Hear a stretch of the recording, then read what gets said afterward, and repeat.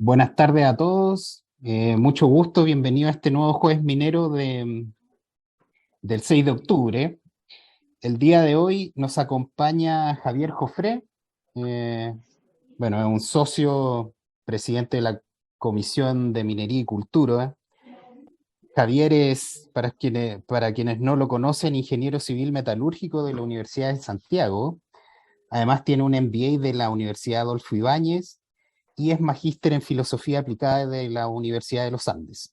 Actualmente se desempeña como consultor académico de la Pontificia Universidad Católica de Valparaíso y además es miembro asociado de MJO Ingeniería y consultores en metalurgia.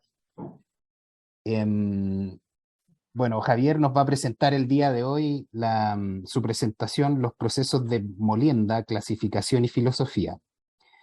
Em, nos, nos va,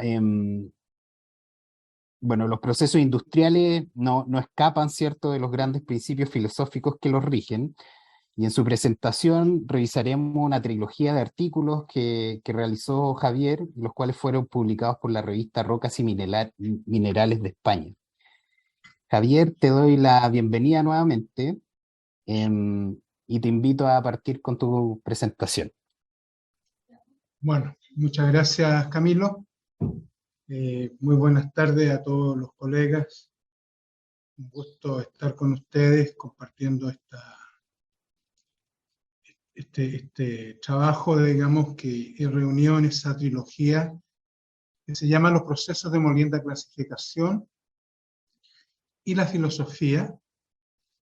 Aquí ustedes pueden ver un cuadro de Rafael que muestra la escuela de Atenas, digamos, un cuadro de 1511, y se ve entrando a la escuela a Platón, a la izquierda, con su discípulo Aristóteles a la derecha, ¿ya?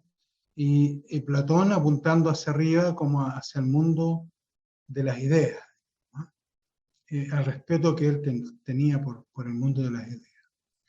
Entonces vamos a tratar de hacer esta interconexión entre estos principios filosóficos y la molienda de minerales, la molienda clasificación de los minerales. Bueno, entonces, cuando uno habla de proceso y filosofía, parece extraño, ¿no?, por decirlo menos. Sin embargo, ambos están ligados por muchos de los principios que los rigen. ¿Cuál es el objetivo de esta presentación? Mostrar que existen principios filosóficos que tienen plena aplicación en el mundo de los procesos. Hay un primer principio que vamos a ver que se conoce como el principio de polaridad. Este principio dice lo siguiente, dice: todo es doble, todo tiene dos polos, todo su par de opuestos. Los semejantes y los antagónicos son lo mismo. Los opuestos son idénticos en naturaleza, pero diferentes en grado. Los extremos se tocan. Todas las verdades son semiverdades. Todas las paradojas pueden reconciliarse. Entonces, aquí nos vamos fundamentalmente a centrar en esto que plantea el principio de polaridad, que dice que los extremos se tocan. Ahí es donde vamos a apuntar fundamentalmente en el trabajo que les voy a presentar en esta, que corresponde a la primera publicación. Entonces, en realidad los extremos se tocan en el proceso, en los procesos, y también se tocan en la vida. Aquí tenemos una guaguita, ¿cierto? Un niñito muy pequeñito. Y en el otro extremo tenemos un anciano, ya muy anciano. Y resulta que como los dos están en dos extremos de la vida, tanto el uno como el otro se tocan en la vulnerabilidad. Los dos son altamente vulnerables. si el guaguito no tiene una mamá o un papá o una institución que está a cargo, él va a perecer, digamos. Y lo mismo pasa con una persona que ya está en una condición extremadamente anciana, si no tiene un hijo, una hija o una institución que se haga cargo, también no va a lograr sobrevivir por sus propios medios. Pero también el principio habla otro aspecto, que dice que entonces los extremos se tocan cuando las causas son antagónicas. Aquí tenemos un niño muy joven, un hombre ya muy viejo, y se tocan en la alta vulnerabilidad de ambos. Pero también el principio dice que todas las paradojas pueden reconciliarse. Entonces hay una gran paradoja que es muy conocida, que es la paradoja del hombre sabio y el hombre bruto. El hombre sabio es silencioso y el hombre bruto también es silencioso. Los dos son silenciosos. Sin embargo, están en dos extremos extremadamente distantes, ¿cierto? Pero se tocan en el silencio.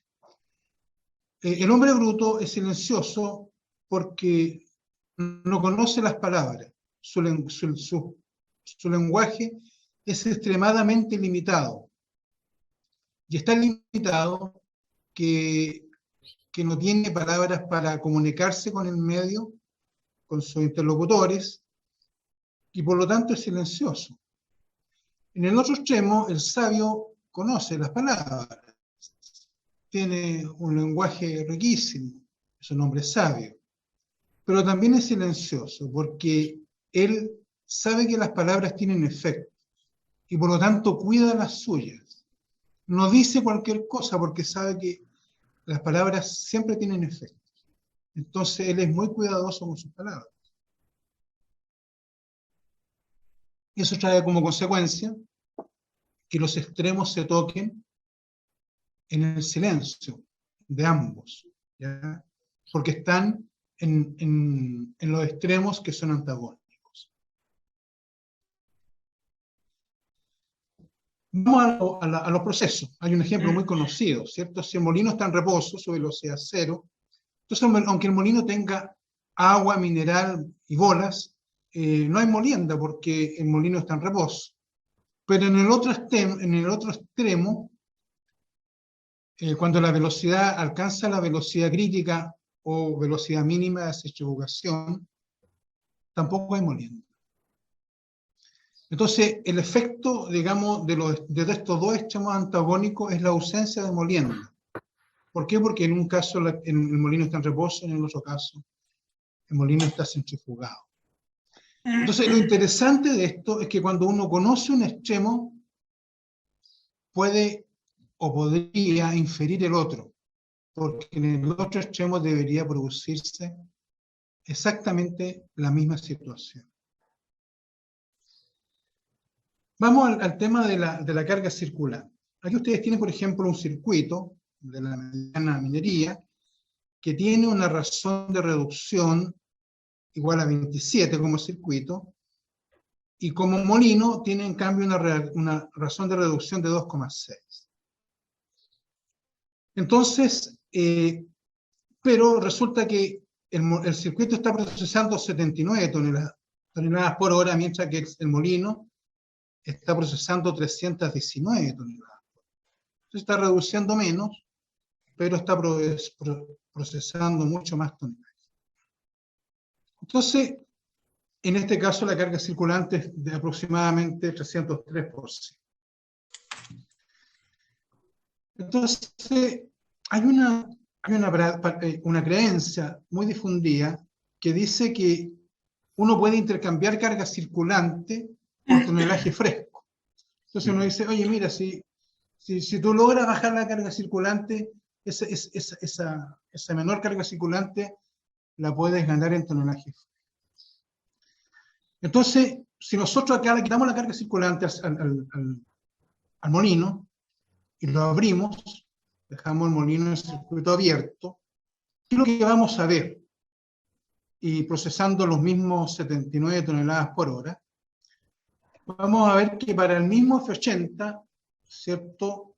Ahora tenemos un P80 de 517 micrones en lugar de los 160 que exige, digamos, la tarea de molienda. La razón de reducción, claro, aumentó, pasó de 2,6, 2,8, ¿cierto? 2,6 a 8,4, porque claro, estamos procesando menos tonelaje por el molino. Antes estábamos procesando más de 300 toneladas. Entonces, en realidad, nosotros abrimos el molino con la esperanza de ganar tonelaje fresco, porque le sacamos toda la carga circulante. Sin embargo, lo que se aprecia es que con los mismos 79 no llegamos al P80 que exige la tarea de molienda. Ahora, si nosotros cumplimos con la tarea de molienda de los 160, ¿cierto? Micrones, entonces ya no vamos a poder procesar 79 toneladas por hora, sino que solamente vamos a poder procesar 31,3. Entonces, esto demuestra de que ese intercambio que se podría hacer eventualmente entre carga circulante y carga fresca no es posible en los circuitos de molienda clasificación con molinos de bola, porque hay que cumplir con la tarea de molienda. La tarea de molienda hay que cumplirla, eso es una condición sine qua non. En los molinos SAC que operan en circuito cerrado con pébeles chancados que vuelven al molino SAC en una configuración SABC1, en ese caso sí se puede intercambiar carga circulante por carga fresca, porque el molino SAC no se le exige tarea de molienda, a menos que esté operando con el circuito cerrado con una batería de clasificación, porque en ese caso estaría cumpliendo el rol de un molino unitario. Y ahí sí tiene que cumplir tarea de molienda, y ahí no podría hacer este intercambio. Ahora, pero veamos el tema de los extremos. Resulta que cuando uno tiene el circuito abierto, hay ausencia de carga circulante. Para tener un P80 de 160 micrones en la descarga del molino, necesariamente tenemos que tener 160 micrones al interior del molino. Eso significa que la concentración de fino en el interior del molino va a ser extremadamente grande, digamos, va a aumentar la concentración de fino en el interior del molino, y por lo tanto va a haber sobremolienda de fino, inevitablemente, porque la cuarta ley, ¿cierto?, de mi querido amigo y colega Jaime Sepúlveda dice claramente que en la medida que aumente la concentración de fino del interior del molino va a haber. Entonces, pero ¿qué debería pasar en el otro extremo? Porque en el fondo lo que hace la carga circulante es que barre los finos del interior del molino y lo obliga a enfrentar el proceso de clasificación. ¿Qué pasa en el otro extremo cuando hay un exceso de carga circulante? ¿Ya? Eso lo vamos a ver a continuación. Si se fijan acá, tenemos la curva, el mismo P80 para un circuito abierto y un circuito cerrado, y claramente se ve que el circuito abierto, digamos, tiene la curva del circuito abierto, muestra, digamos, evidencia que hay una sobremolienda de fino en esta diferencia que se advierte acá en esta zona. Entonces, ¿qué pasa en el otro? Cuando la carga circulante es extrema, digamos, también vamos a tener el mismo problema, digamos, que se van a empezar a acumular los finos, porque ustedes ven que al principio la escoba barre bien los finos, digamos, porque se ve que hay una disminución en el porcentaje fino de la descarga del molino, pero a medida que va aumentando la carga circulante, llega un momento que esa eficiencia en el barrido de finos desde el interior del molino se va haciendo cada vez menor. Entonces, claramente, como sabemos que en el circuito abierto va a haber un proceso de sobremolienda de fino, uno puede inferir que en el otro extremo, cuando hay exceso de carga circulante, también va a haber un exceso va a haber sobremolienda de fino, digamos. Entonces, los extremos se tocan en la sobremolienda de fino porque las cargas son antagónicas. Ausencia de carga circulante, por un lado, exceso de carga circulante por el otro. Ahora, desde el punto de vista de la energía, ni hablar, ¿cierto? El circuito cerrado es mucho más eficiente que el circuito abierto. Y aquí hay una señal muy importante, porque cuando uno mira los molinos unitarios de bolas, ¿cierto? Todos trabajan en el circuito cerrado, porque es mucho más eficiente operar el proceso en circuito cerrado que en circuito abierto. Porque ustedes ven acá que para la misma tarea de molienda, el circuito cerrado consume 11,6 kWh por tonelada contra los 30 que consume el circuito abierto, para hacer exactamente la misma tarea. Entonces, la señal es muy clara. El circuito abierto, digamos, es más ineficiente, por lo tanto, la industria se ha inclinado por el circuito cerrado para la molienda unitaria. Aquí tenemos otro ejemplo, digamos. Si ustedes se fijan, esta es la curva, la selección específica, su variación con el tamaño de partícula. Entonces, a medida que uno va disminuyendo, a medida que va disminuyendo el tamaño de partícula, las partículas se van haciendo más perfectas y por lo tanto va disminuyendo la eficiencia de molienda porque cada vez es más difícil reducirlas de tamaño, digamos. Entonces va cayendo la eficiencia de molienda. Pero en el otro extremo, cuando las partículas van creciendo, digamos, y son muy grandes para el molino, y también estas partículas empiezan a competir con el tamaño de la bola, y también, por otro lado, la eficiencia de molienda comienza a decaer.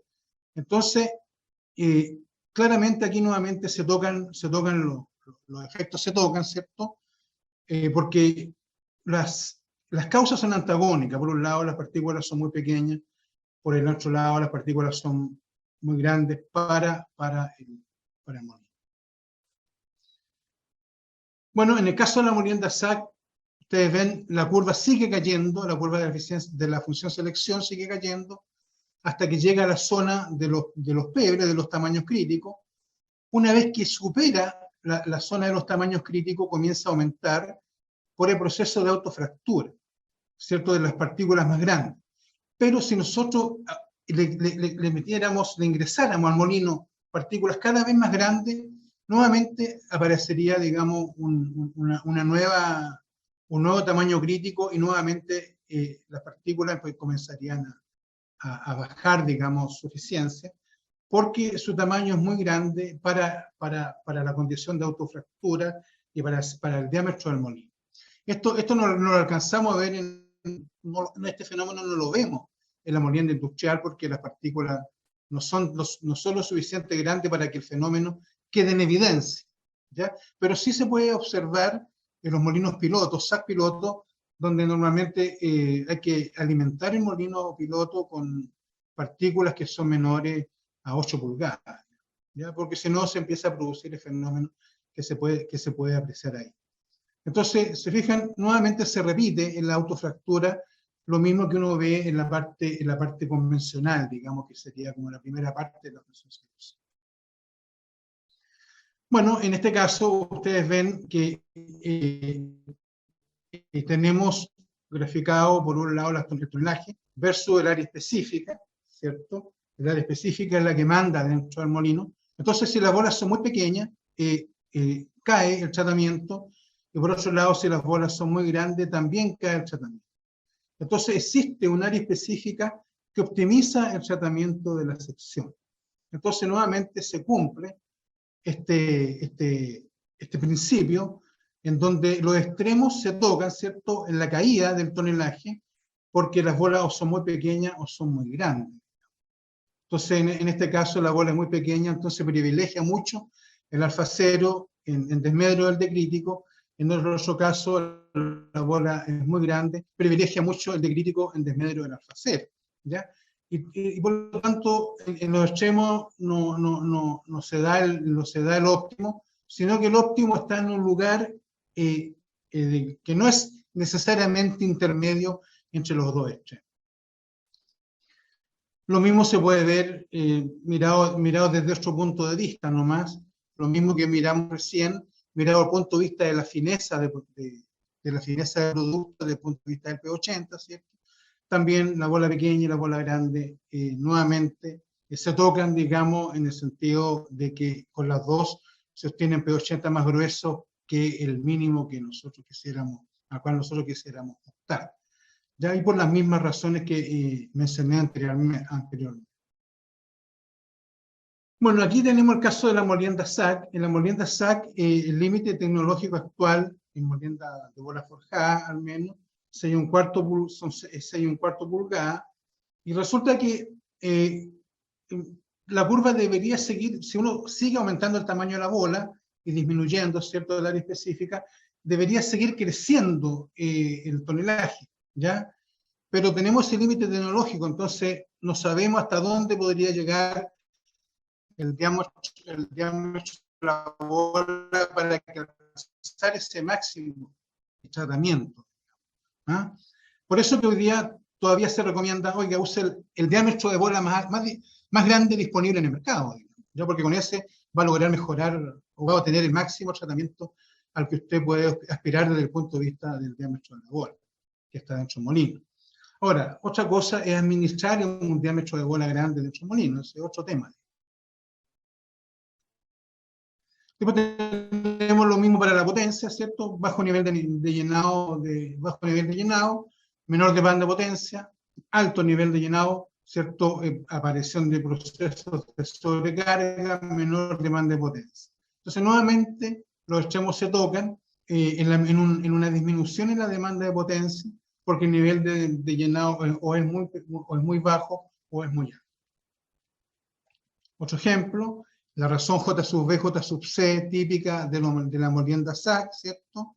Entonces, acá lo mismo J sub C, tenemos distintos J sub B, entonces el J sub B muy grande hace caer nuevamente el tonelaje fresco, o el J sub B muy bajo también hace caer el tonelaje fresco. Digamos, ya hay un valor de J sub B que optimiza, digamos, que optimiza el tratamiento de la sección para un J sub C determinado. Entonces, cada J sub C tiene como su propio J sub B con el cual maximiza el tratamiento de la sección.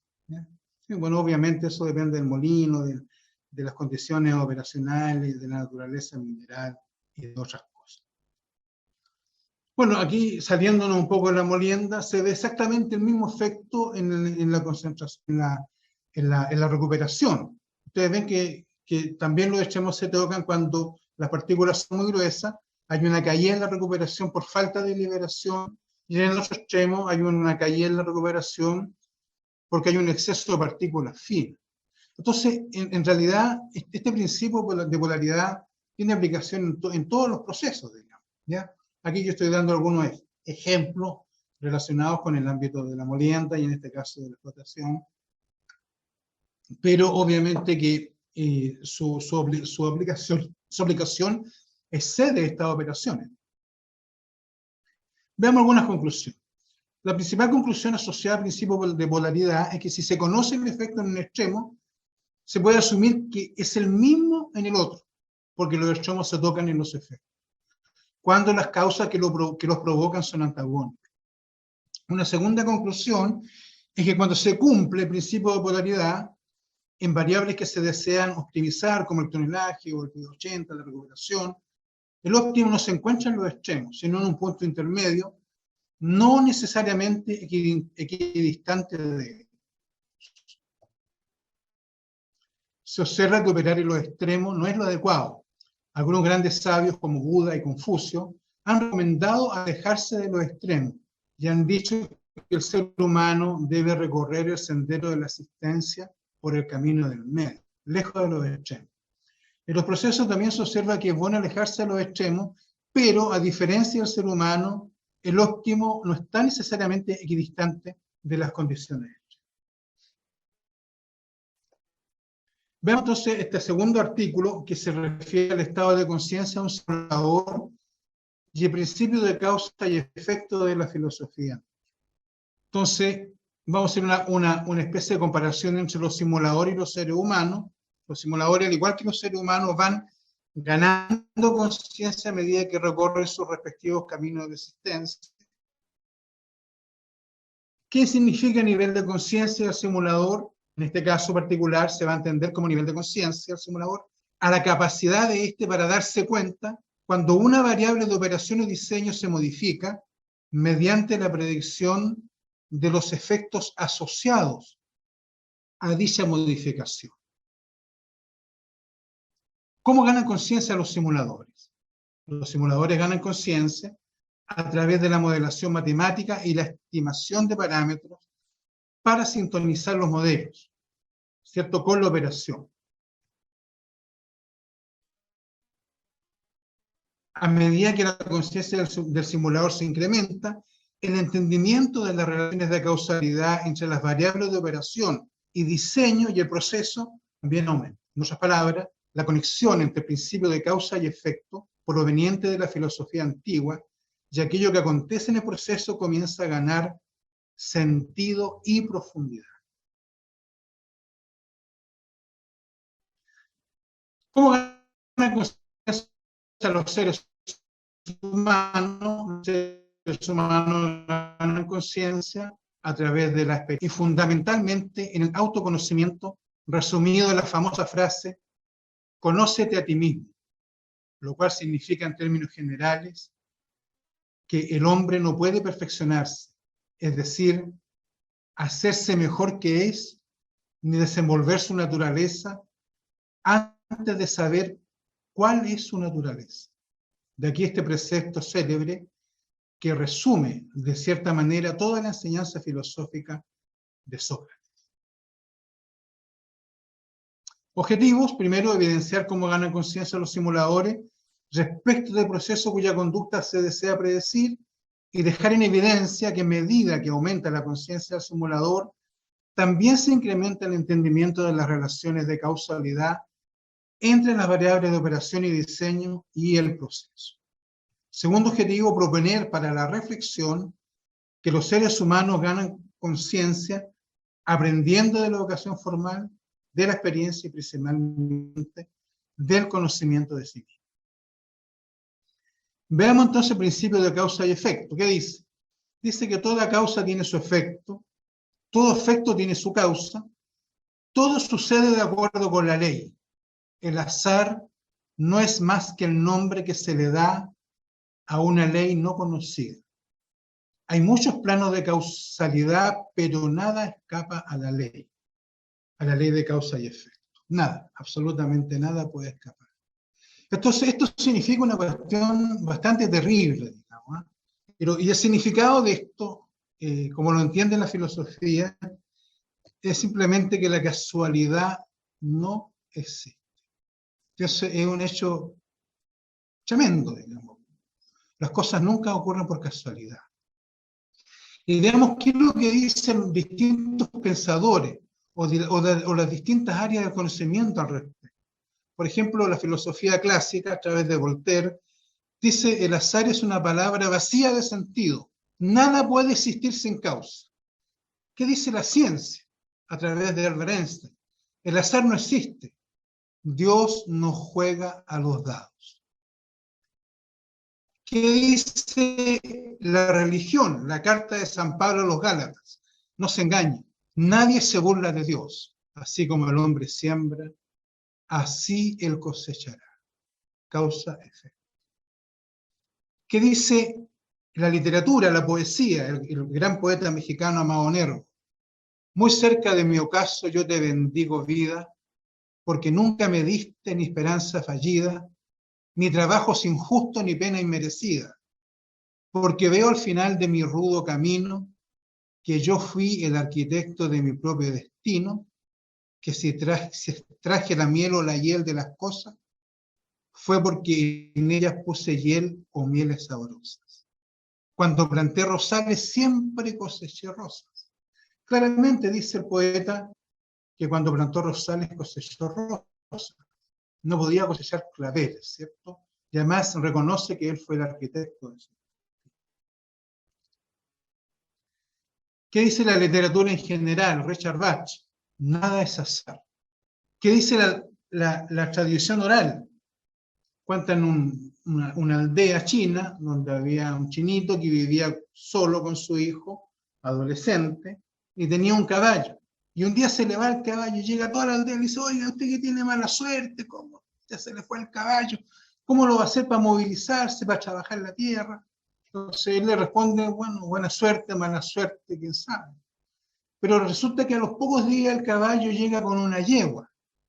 Se sentía solo, fue a buscar compañía. Entonces llega Dora al del que tiene buena suerte, mira, ahora tiene dos caballos y una yegua. Entonces él dice, buena suerte, quién sabe. Después tiene la yegua tiene un potrillo, nuevamente en una aldea. Buena suerte, quién sabe. Le responde el chinito cuando la aldea le dice que él tiene buena o mala suerte.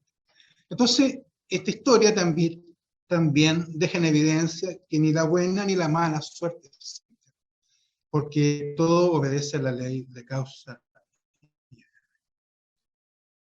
Entonces, ¿cuál es el drama de la humanidad? El drama de la humanidad es que sembramos papas y después queremos cosechar lechugas. Y resulta que cuando viene la justa cosecha de papas, decimos, pero ¿por qué me está pasando esto a mí? Y agregamos habitualmente, si yo soy tan bueno, digamos. ¿Ya? Entonces, ¿por qué? Pero si usted sembró papa, ¿por qué quiere cosechar algo distinto? Entonces, la naturaleza no permite los absurdos, ¿ya? Ni en la vida, ni en el proceso. ¿Qué ocurre en los procesos? El principal desafío radica en que la realidad es muy rica en acontecimientos. Están ocurriendo muchas cosas al mismo tiempo. Y hay un porcentaje significativo del cual ni siquiera estamos conscientes. ¿Qué vemos? Los efectos superpuestos de muchos acontecimientos que se están verificando al mismo tiempo. La otra complicación es que una causa en general produce más de un efecto. Entonces, ¿cómo enfrentamos el desafío? Aquí tenemos, ¿cierto?, un simulador de Molicoptul. Yo usé Molicoptul para todas las simulaciones que hice en los 3 artículos. Este software desarrollado por mi buen amigo Jaime Sepúlveda. Entonces, los modelos matemáticos más los simuladores nos permiten ver los efectos netos, ¿ya? Esa es la cuestión. Porque en la práctica, en la vida real, nunca vamos a ver efectos netos. Porque están ocurriendo muchas cosas al mismo tiempo, porque la realidad, o aquello que llamamos realidad, es muy rica en acontecimientos.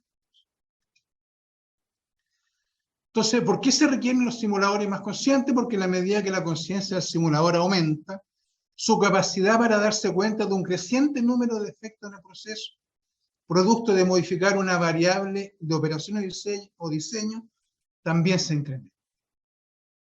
Bueno, aquí tenemos la ley de Bond, ¿cierto? Que tiene un puro parámetro, que es el cociente operacional en este caso, ¿cierto? Y aquí tenemos un pequeño simulador, ¿ya? Que solamente tiene la ley de Bond.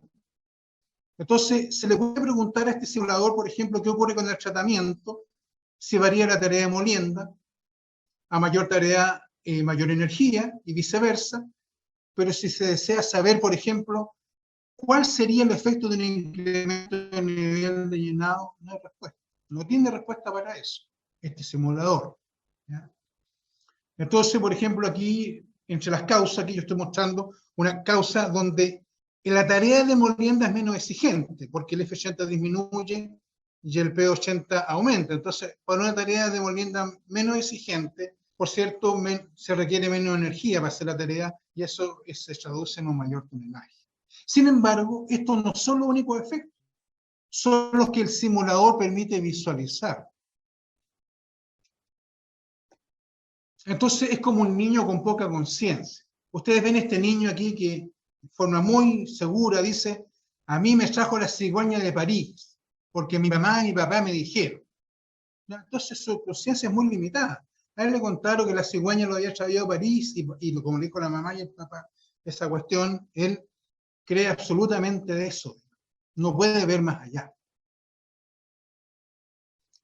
Entonces, después, si le agregamos el modelo potencia, tenemos que agregar un parámetro más, ¿cierto? Que es el que se conoce como el ángulo de levante, que es el ángulo que se forma, ¿cierto?, cuando el molino está girando entre la inclinación de la carga y la horizontal, que obviamente no se puede medir, pero es un parámetro que se puede estimar de los datos operacionales. Entonces, se agregó un modelo y un parámetro, pero ahora se puede preguntar al simulador por el nivel de llenado, la velocidad, la densidad aparente de la carga, el diámetro y largo efectivo del molino, entre otros, y su efecto en la potencia y en el tratamiento o fineza de producto. Ahí está el modelo de Hockey-Fersteno, que es el que se utiliza en Molecular Tools, para estimar la potencia demandada por el molino. Entonces aquí, por ejemplo, si el nivel de llenado o la velocidad del molino se incrementa, va a aumentar la demanda de potencia y el tonelaje, o si mantenemos el tonelaje constante, va a disminuir el POC. ¿Ya? Pero estos no son los únicos efectos, son los que el simulador permite visualizar, porque todavía es un simulador, ¿cierto?, muy elemental, es un simulador de caja negra, ¿ya? Tiene un bajo nivel de conciencia, se da cuenta de pocas cosas todavía, pero ya es como un niño con más conciencia, ya le salieron cachitos, ya es un diablillo, ya sabe que la cigüeña no tiene nada que ver en la cuestión con su llegada a este mundo, ya le contaron, y entonces la vida comienza a abrirse ante él, logra incorporar alguna experiencia, información a través de los innumerables canales posibles en la actualidad. Sin embargo, su conciencia sigue siendo muy, muy limitada. Entonces, si nosotros le preguntamos a este simulador, ¿cierto? Le preguntamos por el diámetro del ápice, del borde, perdón, del ápice, por el número de ciclones, por la granulometría de producto, por la carga circulante, por el agua al cajón de la bomba, por el tamaño de corte, por la presión de alimentación a la batería, por el C sub P en el over, el C sub P en el under, el porcentaje fino en la descarga de molino, el agua al molino, no tiene respuesta. No hay respuesta para esta interrogante, porque no tiene conciencia de esas cosas. ¿Ya? Entonces comenzamos a cuestionar aquello que llamamos realidad. Entonces aquí Lewis, el profesor de la Universidad de Oxford, ¿cierto?, y autor de las Crónicas de Narnia, dice: 5 sentidos, un intelecto incurablemente abstracto, una memoria azarosamente selectiva, un conjunto de prejuicios y presupuestos tan numerosos que nunca llego a examinar sino una pequeña proporción, ni siquiera cobro conciencia de todos ellos. Con semejante barato de captación, ¿qué proporción de la realidad total logra filtrarse hasta mí? Él escribe esto en su libro Una pena observada. Cuando muere su mujer, él se había casado, ya se casó cincuentón, y llevaba 4 años casado, felizmente casado con su mujer, y ella le vino un cáncer salvaje que en un mes, poco más, se murió. Y entonces él queda totalmente impactado, choqueado, cuestiona a Dios, cuestiona todo, y escribe este libro, Una pena observada, donde aparece este texto. Bueno, para agregar conciencia es necesario abrir o observar dentro de la caja negra, porque la caja negra que teníamos antes, solamente sabíamos que había un molino dentro de la caja negra. Entonces tenemos que mirar dentro de la caja negra. Aquí yo le hice un hoyito a la caja negra para mirar dentro. Claro, y uno se da cuenta que además del molino hay una batería de clasificación, que hay un cajón que recibe la descarga del molino, y que hay bombas que toman la pulpa del cajón y la bombean a la batería de clasificación, ¿se fijan? Entonces empiezan a haber un montón de otras cosas que la caja negra no es incapaz de ver. Entonces, para eso tenemos primero que agregar modelos, digamos, obviamente. Tenemos que agregar modelos más poderosos para el molino, para el clasificador. Entonces, pero primero nos preguntamos qué es un modelo. Aquí tenemos el modelo y la realidad. Se fijan, el modelo y la realidad discrepan en el sentido de que el modelo es mucho más lindo, es más bonito, pero conceptualmente son la misma cosa. Una casa más linda o una casa más fea, digamos, las dos casas tienen el propósito de proteger la intimidad de sus moradores y proteger a sus moradores de las inclemencias del clima, del calor, del frío, de la lluvia, del viento, etc. Entonces, conceptualmente son la misma cuestión, ¿ya? Solo que uno es más bonito que el otro. Pero el modelo así tal como está no lo podemos usar, porque si nosotros usáramos el modelo así, tendríamos que la predicción de la descarga del molino sería muy auspiciosa, digamos. Sería, digamos, no, vamos a generar una descarga muy fina, digamos, más fina de la que realmente el molino es capaz de generar. Entonces, ¿qué hacemos, digamos, para que el modelo nos sirva?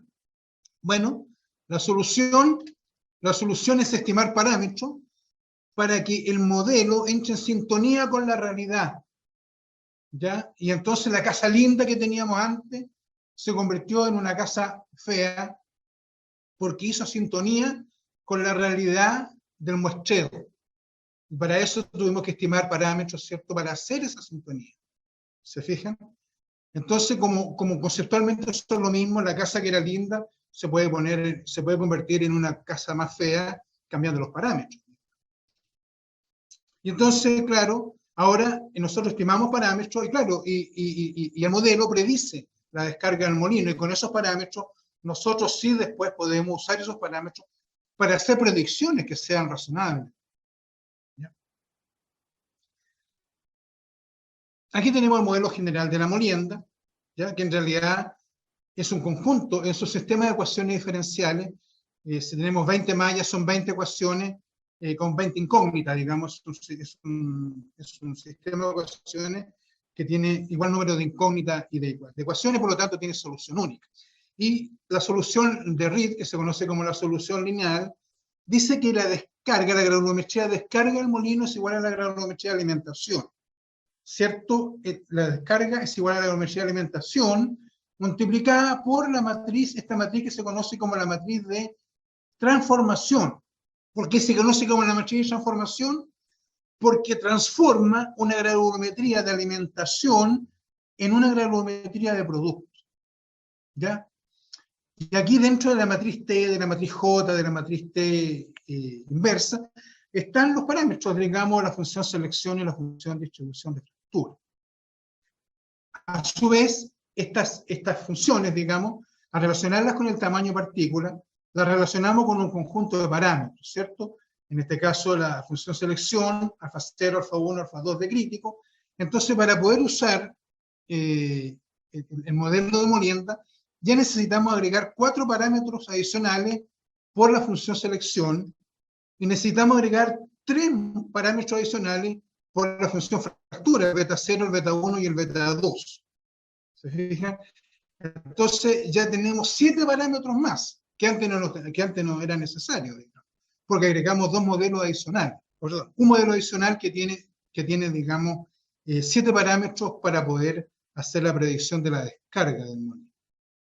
Entonces, vamos ganando conciencia, pero vamos aumentando el número de parámetros, vamos agregando modelos y vamos aumentando el número de parámetros que tenemos que estimar. ¿Ya? Después tenemos el modelo de clasificación. Aquí tenemos 5 parámetros adicionales, A1, A2, A3, A4 y lambda, que son 5 parámetros adicionales que hay que agregar. Entonces, fíjense que hay una cuestión interesante aquí, porque nosotros decíamos que vamos a ver en la práctica, en la planta, vamos a ver los efectos superpuestos de muchas cosas que están ocurriendo al mismo tiempo. Entonces aquí, por ejemplo, el modelo nos muestra que si el diámetro del ápex, por ejemplo, se modifica, va a cambiar la presión. Cambia H, que es la presión, cambia el tamaño corte, cambia el split de flujo, cambia la eficiencia corregida, cambia el M de split, cambia el bypass de agua, y como cambia el bypass de agua, cambia el bypass de fino, y como cambia el bypass de fino, cambia la eficiencia real. O sea, uno dice, no, pero si yo lo único que hice fue cambiar el ápex, puse un ápex diferente. No, señor, usted no cambió solamente un ápex, usted cambió el escenario completo de la clasificación. Pero esto obviamente es difícil de verlo presencialmente en la planta, digamos, ¿ya? Pero en los modelos nos permiten ver. Entonces, uno dice, cambia el ápex y se produce una especie de efectos en cadena, ¿ya? Que cambian todo el escenario de la clasificación. Y uno tiene la conciencia de que solamente cambió el ápex, no hizo nada más, pero hizo muchas cosas con ese solo cambio que es un cambio aparentemente menor. Bueno, pero si juntamos de molienda y clasificación, podemos tener un simulador de la molienda y clasificación. Y ahora sí, ahora le podemos preguntar todas esas cosas que le preguntábamos antes, que el simulador no nos podía responder, ahora se las podemos preguntar. Pero tenemos 7 más 5, tenemos 12 parámetros adicionales. ¿Se fijan? 12 parámetros adicionales. Bueno, después para el molino SAC seguimos agregando parámetros, porque ahora en el molino SAC vamos a tener un modelo para la molienda, un modelo para la parrilla y un modelo para el arnero. Así que vamos a tener 3 modelos adicionales. Y si queremos ver qué pasa con si retornamos pebles chancados al molino SAC, bueno, vamos a necesitar un modelo para chancador. ¿Se fijan? Entonces ya tenemos que para este simple circuito tenemos 4 modelos que necesitamos que estén operando al unísono: el modelo molienda, el modelo de la parrilla, el modelo del arnero y el modelo del chancador. ¿Ya? Entonces, pero con esos 4 modelos uno le puede preguntar todas estas cuestiones al simulador, por la granulometría de los pebles, la carga circulante de pebles, la granulometría de descarga del SAC, le puede preguntar por el T80, la granulometría del Underflow, le puede preguntar por el tonelaje, por la energía específica, le puede decir, bueno, ¿y qué pasa si cambio el setting del chancador y close eye setting? Bueno, ¿qué pasa con el tonelaje? También le puede preguntar por la granulometría de alimentación. ¿Qué pasa si cambia la granulometría de alimentación? Porque el simulador es lo suficientemente robusto para dar respuesta a todas esas interrogantes. Bueno, la función selección en este caso ya es un poco más compleja que la anterior, porque necesitamos tener un SSUI-E para las bolas, otro para las rocas y otro para las autofracturas. Entonces, si ustedes se fijan, la primera curva de la función selección está relacionada con las bolas, porque en el fondo son como los 3 mecanismos que estarían operando dentro del molino SAC para que se produzca el proceso de reducción de tamaño. ¿Se fijan? Entonces, la primera curva viene dada por las bolas actuando sobre la partícula. La curva que está más abajo son las rocas actuando sobre la partícula, donde las rocas están actuando como un medio auxiliar de molienda, pero obviamente es mucho menos eficiente que las bolas por 2 razones: porque tiene formas irregulares y porque tiene menos densidad. Y después tenemos, por último, la recta de la autofractura. Pero si ustedes se fijan, tenemos que cada función selección tiene 4 parámetros: alfa 0, alfa 1, alfa 2 de crítico. Entonces tenemos 4 parámetros para el SSUI de las bolas, 4 más para el SSUI de las rocas y 2 parámetros más para el SSUI de autofractura. O sea, estamos hablando de 10 parámetros adicionales. Y además, bueno, aquí tenemos la curva de la función selección específica global típica de molienda SAC, pero además, en el caso de la función fractura acumulada, esta función de fractura acumulada no es normalizable para el caso de la molienda SAC. Entonces aquí don Jaime, ¿cierto?, nos generó esta matemática para poder estimar, digamos, estas curvas granulométricas que no colapsan cuando uno hace el gráfico con respecto al tamaño relativo de. Entonces hay que estimar 4 parámetros más: beta 1, beta 2, beta 00, beta 30. Entonces ya habíamos dicho 10 parámetros más 4 son 14 parámetros. ¿Ya? Y aquí tenemos las curvas, se fijan, aquí tenemos, cada fracción tiene su propia curva, digamos, granulométrica asociada, porque el V en el fondo es una granulometría, solo que una granulometría de un solo evento de fractura, es una granulometría especial, pero eso no le quita su condición de ser una granulometría. Bueno, entonces necesitamos un modelo chancado. Los chancadores se modelan de esta forma, donde se considera que es un proceso en circuito cerrado, inverso, donde hay un proceso de clasificación y fractura. ¿Se fijan? Entonces el F corresponde a la alimentación al chancador y el P es el producto de descarga del chancador. Entonces, si uno plantea las ecuaciones que están acá, digamos, en los nodos del esquema, genera un sistema de ecuaciones que tiene como resultado esta ecuación que está acá. ¿Ya? Entonces, la descarga del chancador P, el vector de descarga del chancador, es igual a la granulometría de alimentación al chancador multiplicada por esta matriz de transformación. Esta matriz de transformación, por cierto, que es distinta a la del molino de bola, porque aquí estamos hablando de un chancador. ¿Ya? Y, bueno, y tiene una matriz de fractura y una matriz de clasificación. ¿Ya? Ahora, en el caso de los procesos de conminución, siempre el modelo se resuelve en circuito abierto. ¿Ya? Aquí el chancador está en circuito abierto, el molino bola también cuando vimos el modelo en circuito abierto, porque después, digamos, al cerrar el circuito se resuelve de otra forma. Pero el modelo predice entrada-salida del equipo. ¿Ya? Y por supuesto que el molino barra tiene una matriz de transformación que es distinta a esta que estamos observando para el caso del chancador y que es distinta también para el caso del molino de bola. Entonces aquí, como hay dos matrices, la matriz fractura y la matriz clasificación, se agregan 4 parámetros en el caso de la matriz fractura, beta 1, beta 2, A1, A2, y para el caso de la matriz clasificación, A1, A2, A3. O sea, tenemos 7 parámetros adicionales. ¿Ya?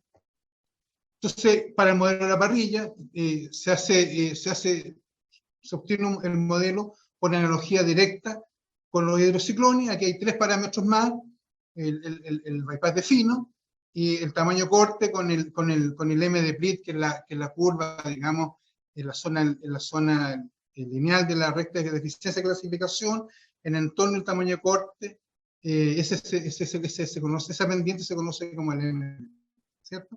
Ok, y aquí serían 3 parámetros más, 3 parámetros más para la parrilla y 3 parámetros más para el chomelón. Entonces, con todos estos parámetros uno puede construir estos circuitos que son complejos, digamos, ya porque ya son simuladores que tienen mucho más conciencia. Entonces uno le puede meter prechancado, un chancador, ¿cierto? Prechancado, chancado de PL, puede tener una configuración SABC1, SABC2, con molino de bola, con pebles en avance, etc. Puede ir sofisticando y complejizando el simulador todo lo que a uno se le ocurra, digamos. ¿Ya? Entonces, ¿cuántos, por ejemplo, para tener solamente un molino SAC con chancado PV y con un molino de bolas, operando en circuito cerrado, necesitamos 42 parámetros como mínimo. Dos parámetros para el modelo potencia, porque como hay 2 molinos, hay un parámetro para el molino SAC y un parámetro para el molino de bola. Después tenemos 15 parámetros para el molino SAC, ¿cierto? Los 10 que dijimos bueno, los parámetros los parámetros, digamos, de la función selección y de la función fractura. Después tenemos los 3 parámetros de la parrilla, los 3 parámetros del arnero, los 7 parámetros del modelo chancado, los 7 parámetros del molino de bola, y los 5 parámetros del modelo de clasificación. Total, 7 modelos y 42 parámetros. ¿Ya? Entonces, si uno quiere agregar un molino más, bueno, tiene que pensar que va a necesitar 13 parámetros más. 7 parámetros para el molino, más los 5 parámetros de clasificación, más el parámetro potencia, dan 13 molinos, 13 parámetros más. ¿Se fijan? Y si un molino SAC con chancado adicional, son 29 parámetros más. Claro que, por cierto, que hay parámetros que uno los deja fijos, y hay parámetros que uno los puede linkear, linkear para no tener que estar cada vez estimando 29 parámetros o qué sé yo, 13 parámetros. Uno ahí, con la experiencia, después va viendo que ciertos parámetros los puede mantener fijos, y en realidad no hay que estimar los 42 parámetros, o menos. Algunas conclusiones. Los simuladores incrementan su nivel de conciencia o capacidad de darse cuenta cuando se modifica una variable de operación y diseño, en la medida que se incorporan modelos de las operaciones unitarias involucradas en el proceso, y aumenta el número de parámetros que se debe estimar. En general, se puede afirmar que una única causa siempre genera más de un efecto, y en la medida que se incrementa la conciencia del simulador, quedan en evidencia efectos que simuladores más básicos no pueden advertir. Solo los simuladores permiten conocer los efectos netos producto de modificar una variable de operación o de diseño. En la planta industrial se observan los efectos superpuestos de un sinnúmero de causas que están actuando al unísono, porque la realidad física es muy rica en acontecimientos. Un número indeterminado de causas son desconocidas, sin embargo, esto no impide que actúen y provoquen efecto en el proceso. Se debe considerar además que una fracción de los efectos tampoco se conoce, y eventualmente podrían contribuir a contaminar a aquellos que sí son conocidos. Se debe considerar que los efectos que en apariencia no obedecen a causas pretéritas que los provoquen, se debe simplemente al hecho que éstas son desconocidas o que no se ha logrado establecer exitosamente el vínculo entre estas y los efectos, pero no se debe descartar la existencia de las causas, porque el azar no existe, según el principio de causa y efecto de la filosofía antigua.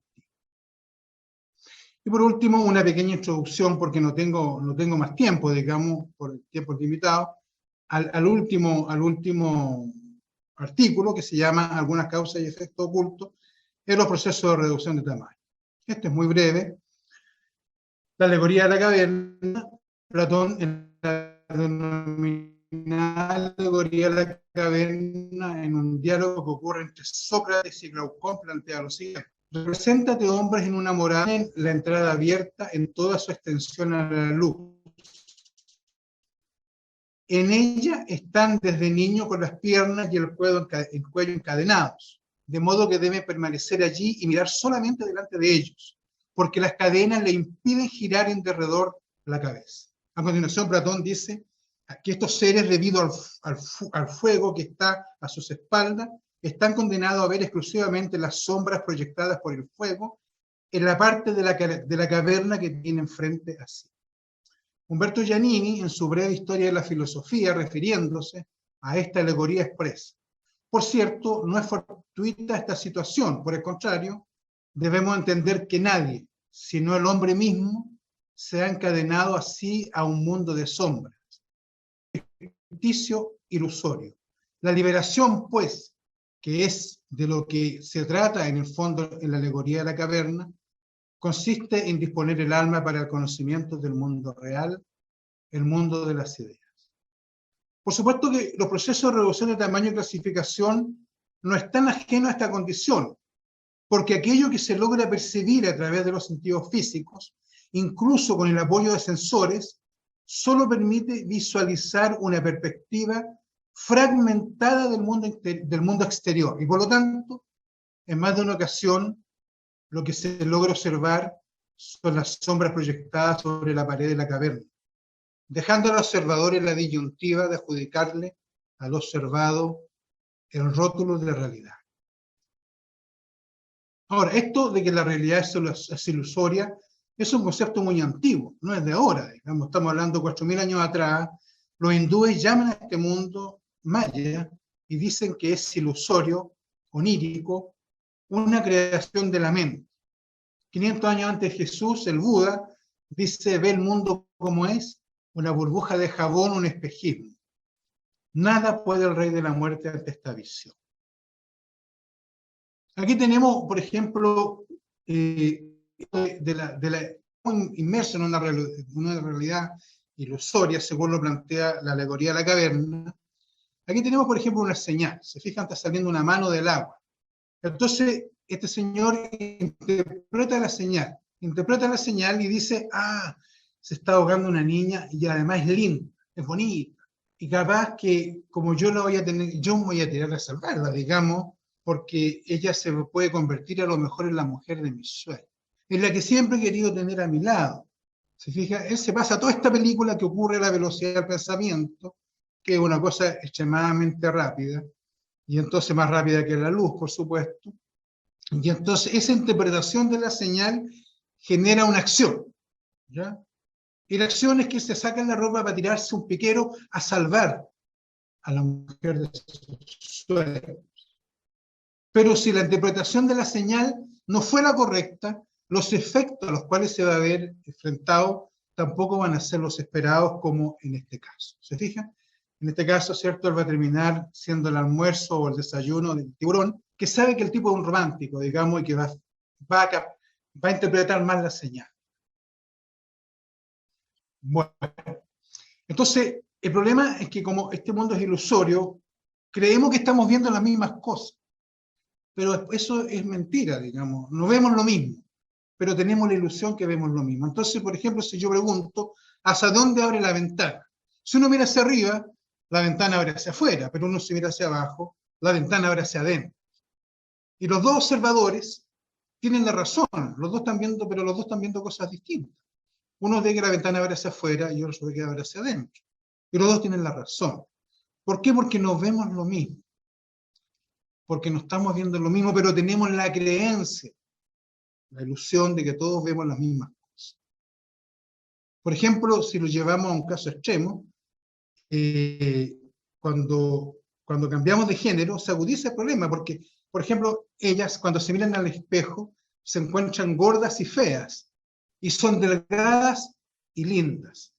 Y nosotros cuando nos miramos al espejo, nos encontramos delgados y buenos mozos, y somos guatones y feos. ¿Se fijan? Entonces ahí se agudiza aún más esta ilusión de que estamos viendo las mismas cosas, ¿ya? Y nos vemos lo mismo, y de ahí nacen muchos de los conflictos, porque estamos viendo cosas distintas. Entonces aquí tenemos al mago Valdivia, ¿cierto? Que él le decían el mago porque él veía otro partido, estaba viendo un partido distinto, y daba el pase preciso en el momento preciso, porque él veía otra cosa, distinta a lo que estaban viendo sus compañeros. Entonces, mire, aquí tenemos una señal. Tenemos un joven con una radio al hombro, ¿ya? Esto es una señal potente, digamos. Y todas estas personas que están acá están viendo cosas distintas. Por ejemplo, ¿qué es lo que ve él? Ve un loco. Este tipo es un loco. ¿Cómo puede andar con la radio al hombro? Digamos, esa cuestión es de un loco. Ella dice, no, este tipo es ridículo. Ella ve un tipo ridículo que sale con la radio al hombro. Este otro señor dice, no, una persona que sale con la radio al hombro a la calle es un ignorante. Ese tipo es un ignorante. La viejita, ¿qué es lo que dice? Pobre niño. Porque las personas a medida que van entrando en años son más compasivas. ¿Cierto? Y dice, pobrecito, mire cómo sale con una radio al hombro. Pobrecito, pobre niño. ¿Ya? Sin, ninguno de ellos interpretó la señal correctamente. Pero, ¿quién interpretó la señal correctamente? El señor Akio Morito. Porque él vio que había una oportunidad de negocio. Y dijo, los jóvenes quieren andar con la música para todos lados. Y por eso sale con estas tremendas radios en el hombro. Esto estoy hablando de la década del 80, digamos. Y entonces, ¿qué es lo que hizo el señor Akio Morito? Desarrolló el reproductor de música portátil que se conocían como los personal stereo. Y entonces ya no tuvieron que andar con la radio al hombro los jóvenes de esa época, sino que andaban con un cassette, ¿cierto?, metido en el personal y con unos audífonos que le permitían escuchar su música sin tener que participarle a los demás de sus gustos. Aunque igual, en algunos casos le participaban a los demás de sus gustos, porque escuchaban la música a altos decibeles. Entonces, él vio la oportunidad de negocio, pero don Akio Morito no pudo ver los efectos, porque todo tiene efectos. No se olviden, toda causa produce efectos, y él no pudo ver que los jóvenes se están quedando sordos, ¿ya? Escuchar el MP3 o el MP4 o cualquier otro reproductor de sonido por encima de los 80 decibelios daña el oído, entonces las lesiones podrían ser irreparables. Él no pudo ver estos efectos, ya porque se produjeron distantes en el tiempo de lo que él vio la oportunidad de negocio, desarrolló el negocio y ganó mucho dinero. Entonces hay que estar atento a las señales. Aquí tenemos los Reyes Magos, ¿cierto?, que de repente ven la estrella de Belén y ellos no dicen, ay, mira qué bonita la estrella, no, ellos dicen, esa es la señal. Acaba de nacer el Salvador. Entonces se ponen en movimiento. ¿Por qué? Porque tienen que ir a rendirle homenaje al Salvador del mundo, al Mesías, que acaba de nacer en Belén. Entonces, aquí tenemos una señal, un pájaro carpintero comiéndose la arca de Noé. Entonces, en este caso, Noé interpretó bien la señal, ¿se fijan? Y agarró el pájaro carpintero y lo metió dentro del arca. ¿Por qué? Porque interpretó correctamente la señal. Dijo, ah, chuta, el pájaro carpintero se está comiendo el arca, lo apresó y lo metió dentro de una jaula. y le impidió que se comiera el arca. Porque si no la interpretaba correctamente, el pájaro carpintero le iba a comer el arca y Noé no iba a poder llegar a puerto. Ya el diluvio, él iba a hundirse con todos los animales y él también con su familia, producto del diluvio. Entonces hay que estar atento a las señales, pero también hay que interpretarlas correctamente. Entonces, aquí hay dos requisitos. El discernimiento para interpretar una señal, que realmente es una señal, y segundo, la sabiduría, ¿cierto?, para interpretarla correctamente. Como el caso del faraón y José, el hijo de Jacob y Raquel. Ahora, ustedes ven que aquí yo puse dos alternativas posibles, porque en realidad, cuando uno interpreta las señales, están todas las alternativas sobre la mesa. ¿Ya? Están todas las alternativas sobre la mesa. ¿Por qué están todas las alternativas sobre la mesa? Porque el futuro no está escrito. El futuro no está escrito. Lo estamos escribiendo en este preciso momento. Bueno, muchas gracias. Quedo a disposición de ustedes. Perfecto, muchas gracias Javier por tu presentación. Interesante conexión entre los procesos industriales y los principios filosóficos. Queremos invitar ahora a nuestros invitados que asistieron este jueves a hacerle preguntas a Javier, ya sea por el chat o pueden levantar la mano y abrir sus micrófonos para interactuar con Javier.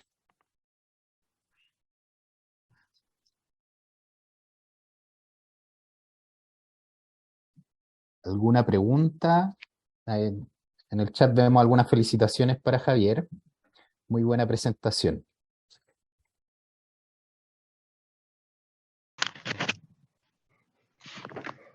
Hola, buenas tardes. Primero Buenas tardes, quería felicitar a Javier, un excelente profesional y gran pensador, lo conozco hace muchos años. Aquí estamos devorando su última novela, así que primero eso, felicitarlo. Y lo otro, preguntarle a Javier, en toda esta, su opinión, sino, cómo ven toda esta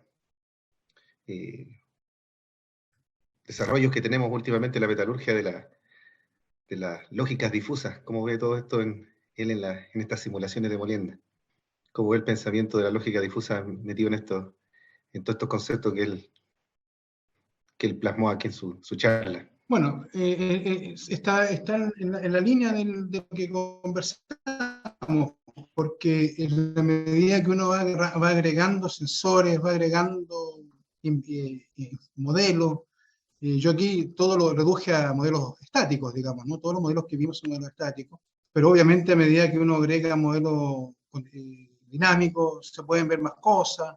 Si uno agrega más sensores, se pueden agregar más cosas. Si uno empieza a agregar inteligencia artificial también. O sea, a medida que yo sueño, digamos, que en el futuro, seguramente yo no lo voy a ver, pero alguien, alguno de ustedes lo verá, va a existir la planta virtual, digamos. ¿Ya? La planta virtual, donde la planta va a estar operando virtualmente con todo tipo de realidades, digamos, vinculadas a lo que está ocurriendo en la realidad física. Entonces, la realidad virtual de la planta va a ser exactamente la realidad física. Y entonces uno va a poder estar cambiando valores, variables dentro de la realidad virtual y después actuar sobre la realidad física, fija, porque la realidad virtual va a ser un gemelo perfecto, digamos, de la realidad física, ¿no? No sé cuánto tiempo faltará para eso, pero en algún momento yo creo que hacia allá va los desarrollos, ¿ya? Hacia los mundos virtuales. Entonces, todo el avance va hacia allá, hacia crear la planta virtual, donde la planta virtual tú vas a saber qué pasa si le agrego este reactivo, lo vas a saber ahí mismo en la planta virtual, los efectos, ¿ya? No vas a tener que hacerlo en el laboratorio, ahí mismo vas a estar viendo los efectos. No sé cuánto Claro, falta para eso, pero para allá yo vamos. iba a hablar, mi discusión iba más pensando, como tú hablaste de esto de que todo tiene su causa-efecto, el error mismo intrínseco de las personas, porque no todo es al azar, sino que todo tiene una causa. Y muchas de esas cosas, las lógicas difusas van a ser creadas por humanos, así que de todas formas algún error se pasará para allá, ¿no crees? algo, no sé si van a ser perfectas esas representaciones virtuales del mundo real. Sí, pero ahí tienes que agregar la inteligencia artificial, Sebastián, ¿eh? La inteligencia artificial va a jugar un rol muy importante, ¿no? Entonces, de hecho, los computadores ya en alguna medida están superando con creces a la capacidad del ser humano, digamos. Entonces la inteligencia artificial va a tener algo que decir en ese ámbito, ¿no? Sin lugar a dudas, digamos. Entonces, De todas maneras, que lo diga todos los desarrollos van a ir ganando en perfección.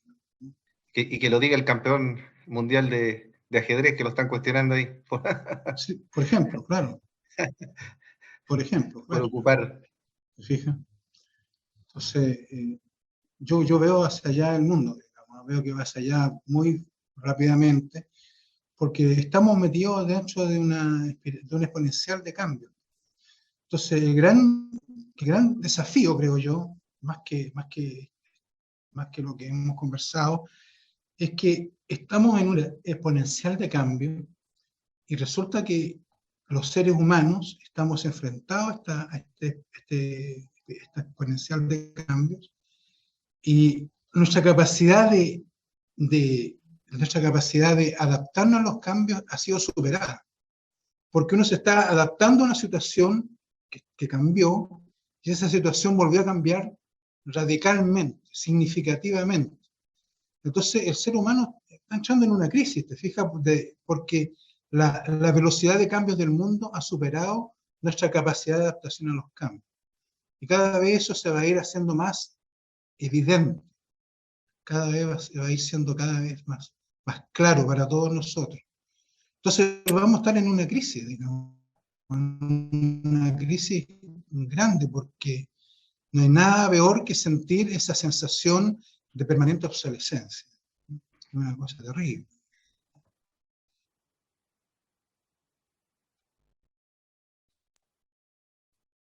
Perfecto, muchas gracias Sebastián por tu pregunta. No sé si tenemos más preguntas de nuestros asistentes.